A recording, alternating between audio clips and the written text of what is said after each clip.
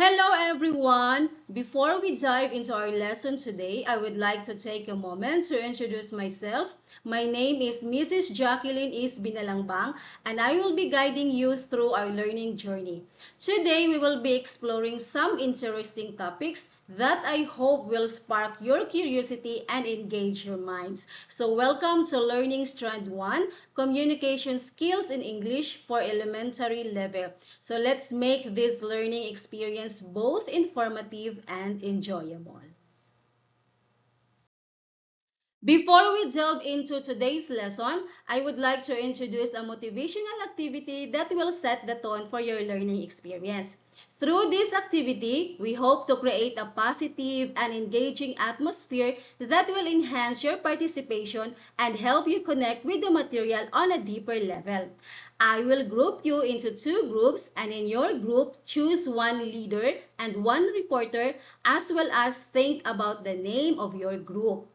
Each group will be given a written event in a paper strip as well as manila paper, paste or glue, and a marking pen.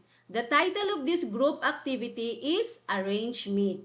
What you will do is arrange the given event, then the assigned reporter by the group will present the output. Okay. So ipapangkat ko kayo sa dalawang grupo at sa inyong grupo ay pumili ng isang leader at isang reporter. At mag-isip na rin kayo ng pangalan sa inyong grupo. Ang bawat grupo ay bibigyan ng isang nakasulat na kaganapan sa isang paper strip kasama na ang Manila paper, paste or glue at marking pen na kung saan magagamit ninyo during activity. Ang gagawin ninyo ay ayusin ang ibinigay na kaganapan na nakasulat sa paper strip. Idikit ito sa manila paper gamit ang paste or glue. Pagkatapos, ang itinalagang reporter ng grupo ay ang magpapakita sa nasabing output.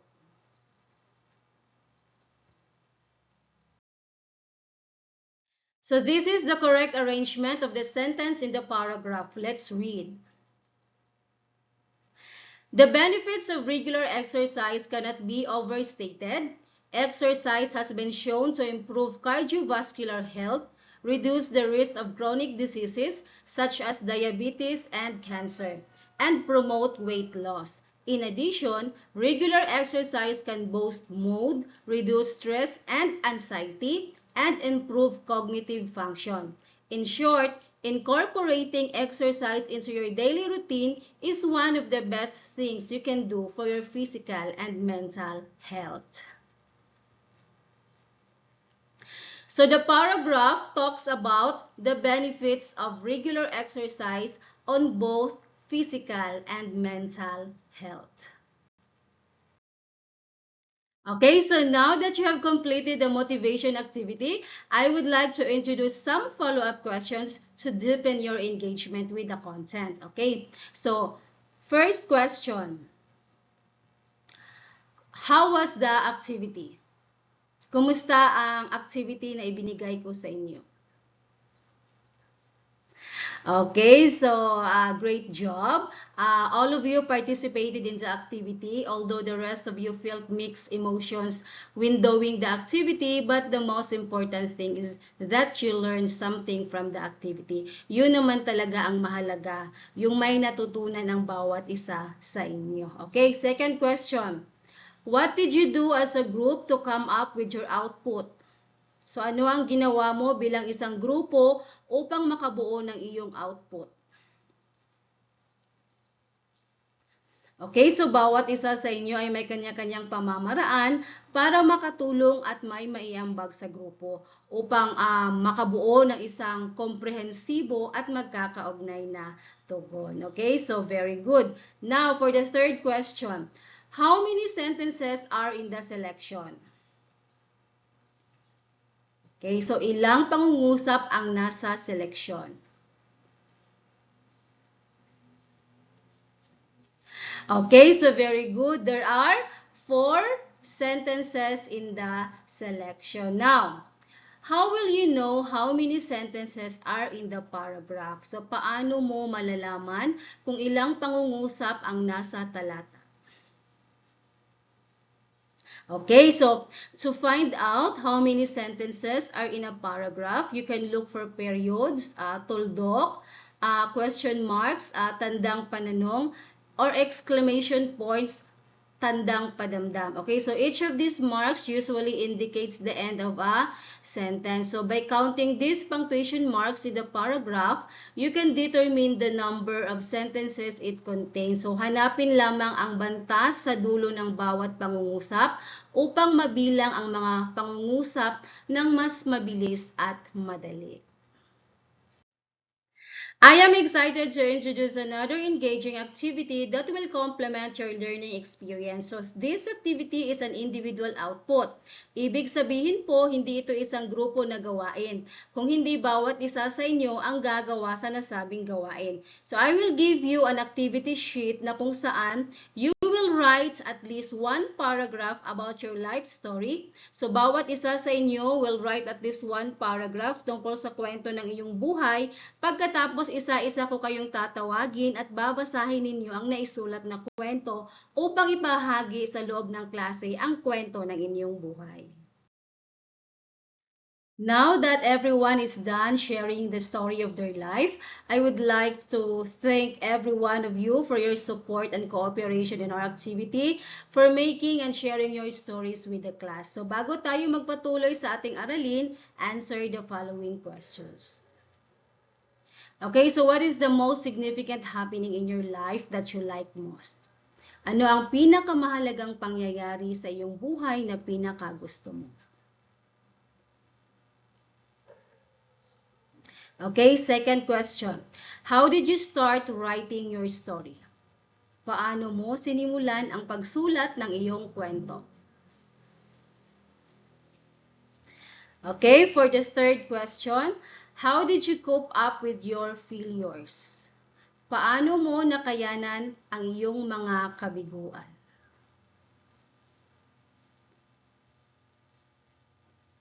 Okay, so to sum up, bawat isa sa inyo ay may kanya-kanyang kwento sa buhay at lubos ko itong ikinagsasaya dahil bawat isa sa inyo ay hindi nagdadalawang isip na ibahagi ito sa loob ng klase.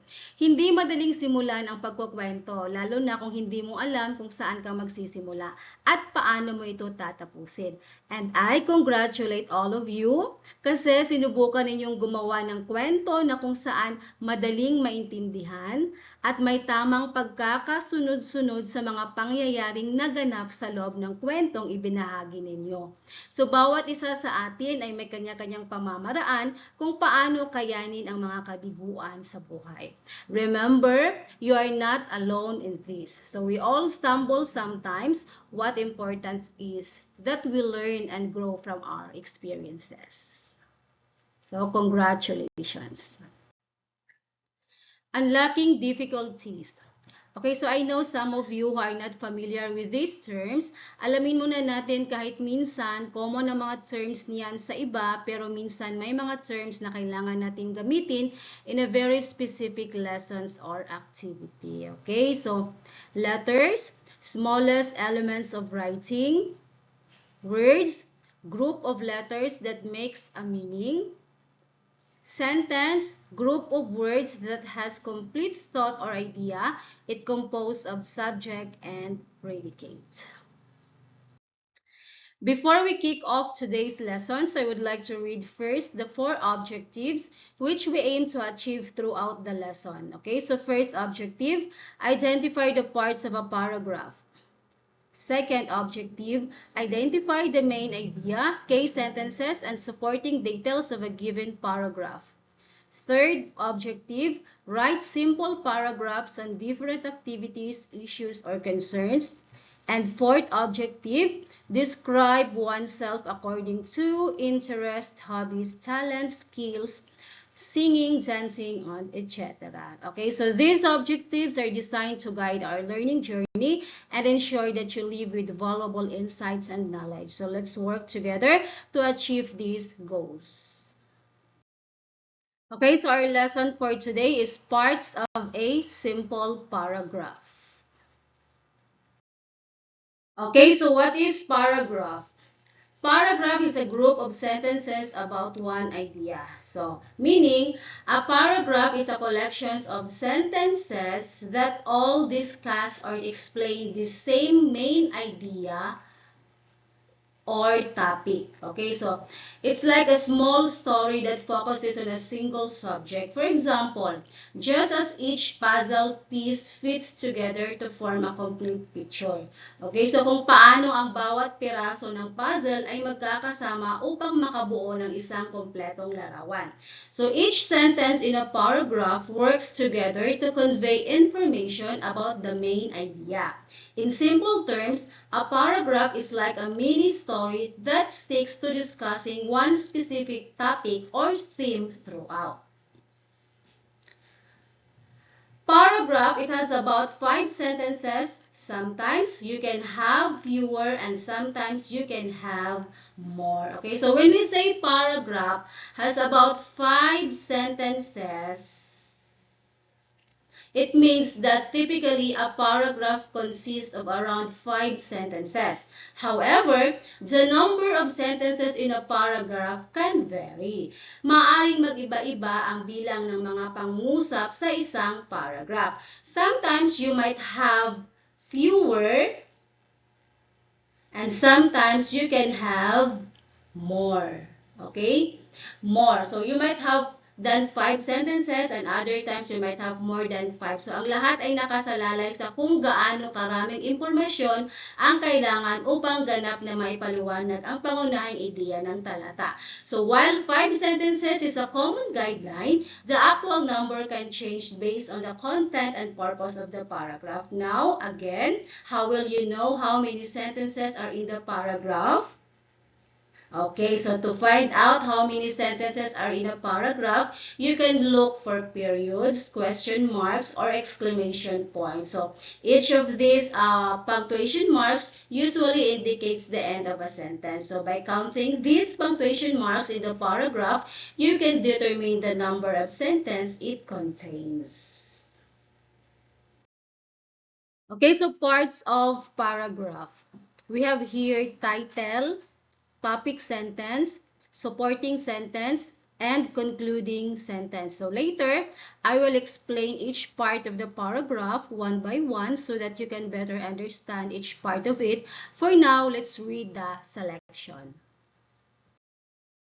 Okay, everybody, let's read. Misamis Oriental, my beautiful place. Misamis Oriental is a great place to live. The local cuisine is incredible. It includes a wide variety of street foods such as chicken proven, isaw or chicken intestines, kwek-kwek, and more. It is also a beautiful place with majestic caves and mountains, waterfalls, and sunny beaches. The people there are also friendly. Complete strangers often stop to chat with the foreigners or ask them if they need help. This has happened to me. There are just some of the reasons why I think Misamis Oriental is a fantastic place to live. Okay, so the title and the selection is Misamis Oriental, my beautiful place. So title, the name of the paragraph or the story. So a title gives the name of a paragraph or story because it works like a label that tells us what the writing is all about. So just like how a name identifies a person, the title of a paragraph or story identifies what the writing is going to talk about. So it's like a summary that gives a hint of the main idea or topic of the writing, making it easier for readers to understand what they are going to read. So in a very simple way, the title is like a name tag that tells us the main focus of the paragraph or story, helping us know what to expect when we start reading. The title is also the first thing readers see because it is usually displayed at the top of the story. O, tingnan nyo, di ba? So, ito yung unang bagay na nakikita ng mga mambabasa ay ang title dahil karaniwan itong ipinapakita sa tuktok ng kwento or at the top of the story. Misamis Oriental is a great place to live is the topic sentence for the paragraph. Okay, what is topic sentence? Topic sentence gives you an insight or idea as what whole paragraph is all about. Okay, so a topic sentence gives you insight to the reader because it tells them what the paragraph is going to be about. So it helps the reader understand the main idea right from the start so they know what to expect as they read through the paragraph. So it's like a little preview that makes it easier for the reader to follow along and stay interested. Now, Misamis Oriental is a great place to live sets the main idea or topic sentence for the paragraph because it tells us that the paragraph will talk about the reasons why Misamis Oriental is a wonderful place to reside. So, just like a movie trailer that gives you a glimpse of what the movie is about. So, this topic sentence gives you a sneak peek into the positive aspects of living in Misamis Oriental. So again, topic sentence acts as a guide for the reader, letting them know the focus of the paragraph right from the start. The local cuisine is incredible. It includes a wide variety of street foods such as chicken proven, isaw or chicken intestines, kwek-kwek, and more. It is also a beautiful place with majestic caves and mountains, waterfalls, and sunny beaches. The people there are also friendly. Complete strangers often stop to chat with foreigners or ask them if they need help. This has happened to me. So this is the supporting sentence for the paragraph. The paragraph describes why Misamis Oriental is a great place to live by highlighting specific reasons. The sentence, the local cuisine is incredible, is a supporting sentence, because it explains one of the positive aspects of living in Misamis Oriental, which is the delicious variety of street foods available. So such as chicken proven,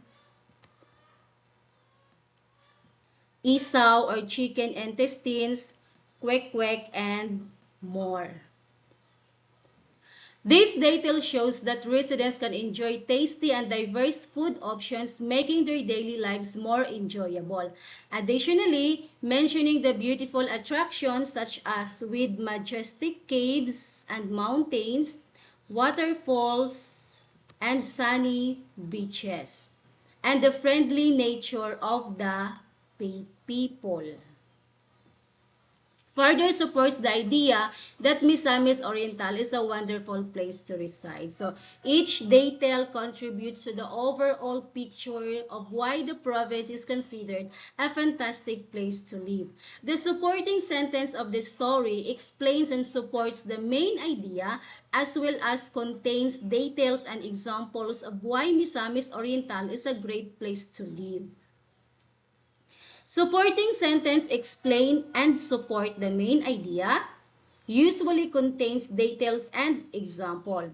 Supporting sentences in a paragraph are typically found in the middle of the paragraph. So makikita natin si supporting sentence sa gitna ng talata. They come after the topic sentence, supporting details that introduce the main idea, and before the concluding sentence. So, supporting details are like the evidence and examples that back up the main idea in a paragraph.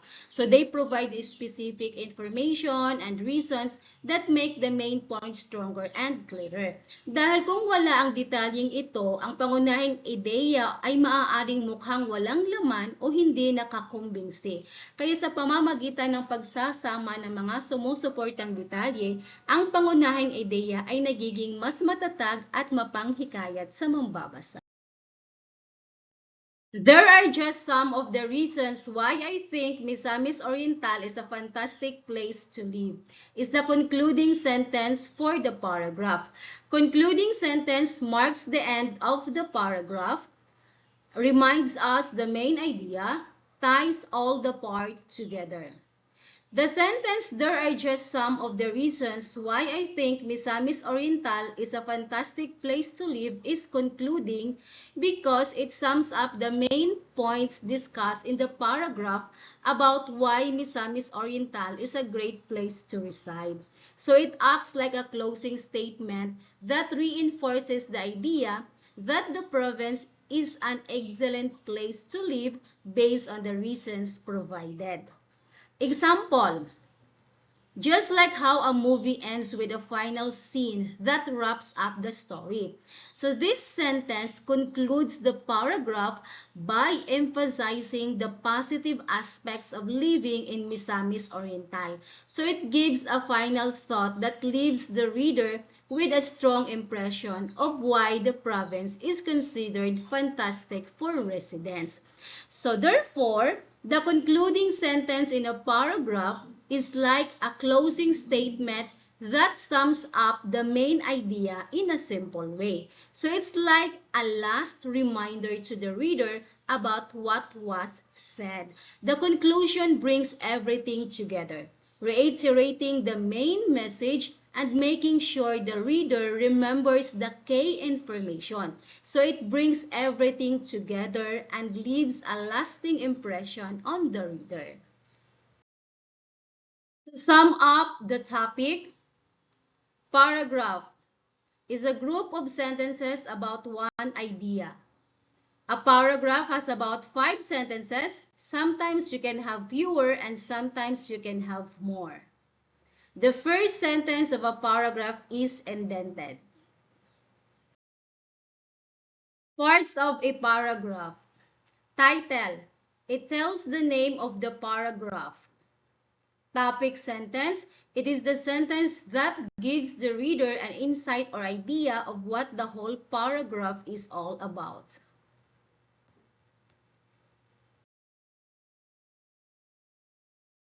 Supporting sentence. These sentences make up the body of a paragraph and expand the topic sentence in detail. Concluding sentence. It is the sentence that marks the end of the paragraph. It summarizes the key point of the paragraph. So magkakaroon muna tayo ng isang activity. So this is an individual activity, meaning isa-isa kayong gagawa sa nasabing activity. I will read the instructions. Listen carefully. Number 1. Write one paragraph about your interest in life. So gagawa kayo ng isang talata o paragraph tungkol sa iyong interest sa buhay. For example, hobbies like painting, playing musical instruments, hiking, or volunteering for community service. Number 2, start with a clear and concise topic sentence that introduces the main idea or argument of the paragraph. So kapag gagawa kayo ng kwento, dapat magsimula sa isang malinaw at maigsing topic sentence na nagpapakilala sa pangunahing ideya or argumento ng talata. Number 3, include at least 2 or 3 supporting sentences that provide evidence, examples, or details to develop or reinforce the main idea or argument. So hindi dapat bababa sa 2 ang ibibigay ninyo na supporting details, at least 2 to 3 supporting sentences. Okay? Number 4, include a concluding sentence that summarizes the main point or argument of the paragraph. The number 5, color your output. Okay? So green for the topic sentence, yellow for the supporting sentence, and orange for the concluding sentence. And lastly, after writing the paragraphs, I will ask you to read it in the class aloud. Okay? So you may now start. Okay, so valuing. Why are these parts important in a paragraph? Okay, so in summary, the title, topic sentence, supporting sentence, and concluding sentence are vital components of a well-structured paragraph. So they help convey information effectively, guide the reader through the text, and provide a lasting impression. Okay, number 2. What do you think will happen if a paragraph is missing the topic sentence? Okay, so if a paragraph is missing the topic sentence, it would be like starting a story without knowing what it is about. So the topic sentence is like a guide that tells us the main idea of the paragraph. So without it, readers may feel lost or confused. So it's like trying to navigate a map without a destination mark. So the topic sentence sets the direction and focus of the paragraph. So without it, the paragraph may lack clarity and structures. So readers may struggle to understand the purpose of the paragraph and may find it challenging to follow the flow of ideas. Okay, number 3. How does the supporting sentence complete the paragraph? Okay, so supporting sentences complete the paragraph by providing details, examples, and explanations that expand on the main idea introduced in the topic sentence. So they work together to build a solid foundations for the paragraph, ensuring that the main point is well developed and effectively communicated to the reader. Okay, number 4. Why should we include a concluding sentence in a paragraph? Okay, so the concluding sentence brings everything together and provides a clear ending to the paragraph, so making it feel complete and gives a nice ending as well as leaves a lasting impression on the reader. I will give you activity sheets for you to answer. This is a formative type of test. Read and analyze the given directions first before answering the questions. If you have questions, don't hesitate to ask me. Okay, so you may now start.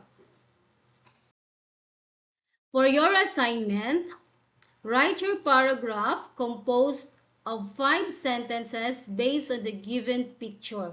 Encircle the topic sentence and color it with pink. Box the supporting sentence, color it with yellow. Underline the concluding sentence and color it with blue in your paragraph. So write it in a bond paper. Rubrics will be given. So pass your assignment next week. Thank you and God bless us all.